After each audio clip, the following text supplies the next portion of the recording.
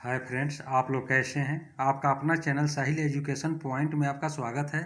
आज हम लोग बात कर रहे हैं कहानी का शीर्षक है ससुराल की रीति।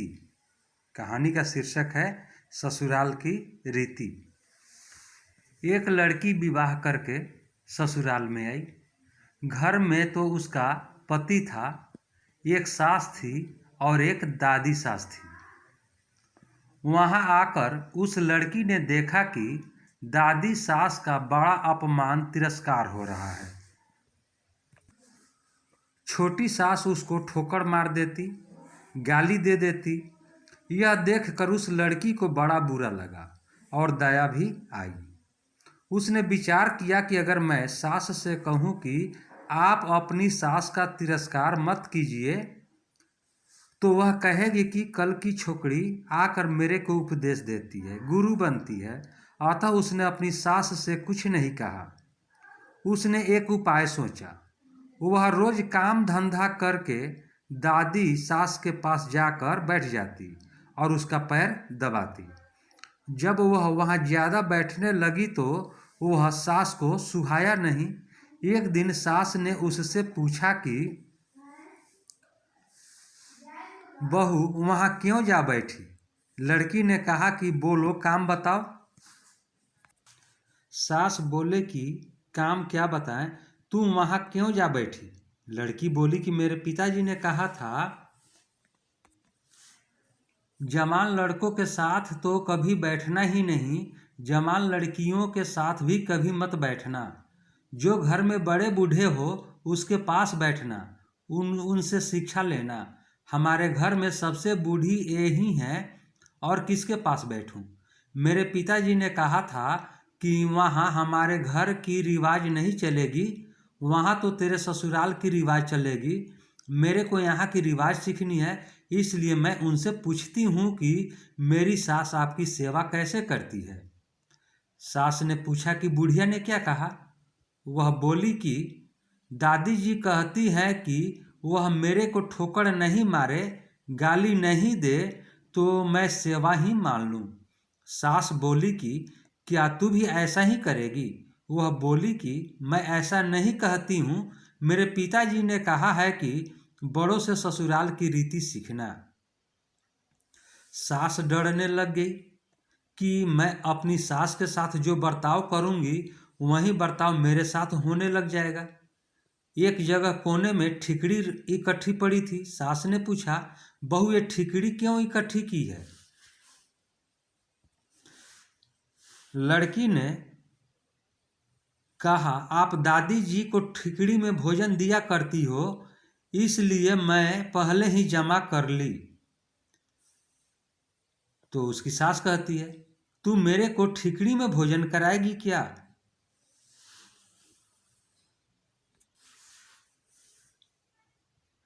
तो वह उसकी बहू कहती है, मेरे पिताजी ने कहा है कि तेरे वहाँ की रीति चलेगी, यह रीति थोड़े ही है। उसकी सास कहती है। तो बहू कहती है, तो फिर आप ठिकड़ी में क्यों देती हो। तो सास कहती है, थाली कौन मांजे। तो बहू कहती है, थाली तो मैं मांज दूंगी। तो सास कहती है, तो तू थाली में दिया कर, ठिकड़ी उठाकर बाहर फेंक।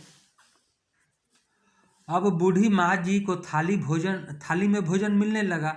सबको भोजन देने के बाद जो बाकी बचे वह खिचड़ी की खुरचन कंकड़ वाली दाल माँ जी को दी जाती थी। लड़की उसको हाथ में लेकर देखने लगी। सास ने पूछा, बहू क्या देखती हो।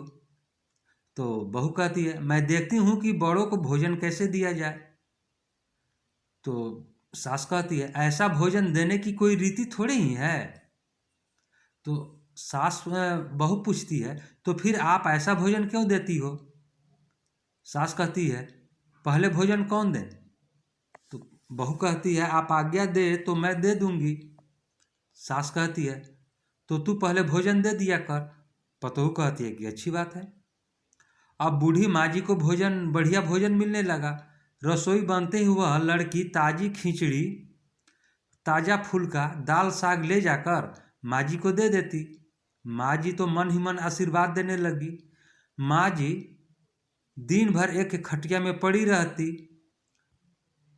खटिया टूटी हुई थी, उनमें से बंदरवार की तरह मूंछ नीचे लटकती थी। लड़की उस खटिया को देख रही थी। सास बोली कि ये क्या देखती हो? तो बहू कहती है, देखती हूँ कि बड़ों को खाट कैसे दी जाए। सास कहती है, ऐसे खाट थोड़े ही दी जाती है, यह तो टूट जाने से ऐसे हो गई। तो बहू कहती है, तो दूसरी क्यों नहीं बिछाती? सास कहती है कि तू बिछा दे दूसरी। बहू कहती है, आप आज्ञा दो तो दूसरी खाट बिछा दो। अब माँ जी के लिए निवार की खाट लाकर बिछा दी गई। एक दिन कपड़े धोते समय वह लड़की माँ जी के कपड़े देखने लगी। कपड़े छलनी हो गए थे। सास ने पूछा कि क्या देखती हो? बहू कहती है कि देखती हूँ कि बूढ़ों को कपड़ा कैसे दिया जाए। तो सास कहती है, फिर वही बात, कपड़ा ऐसे थोड़े दिया जाता है, यह तो पुराना होने पर ऐसा हो जाता है। तो बहू कहती है, फिर वही कपड़ा रहने दें। तो सास कहती है, तू बदल दे। अब लड़की ने माँ जी का कपड़ा, चादर, बिछौना आदि सब बदल दिया। उसकी चतुराई से बूढ़ी माँ जी का जीवन सुधर गया। अगर वह लड़की सास को कोरा उपदेश देती तो क्या वह उसकी बात मान लेती? बातों का असर नहीं पड़ता, आचरण का असर पड़ता है। इसलिए लड़कियों को चाहिए कि ऐसी बुद्धिमानी से सेवा करें और सबको राजी रखें। दोस्तों, यह था आपका कहानी। दोस्तों, यह कहानी आपको कैसी लगी?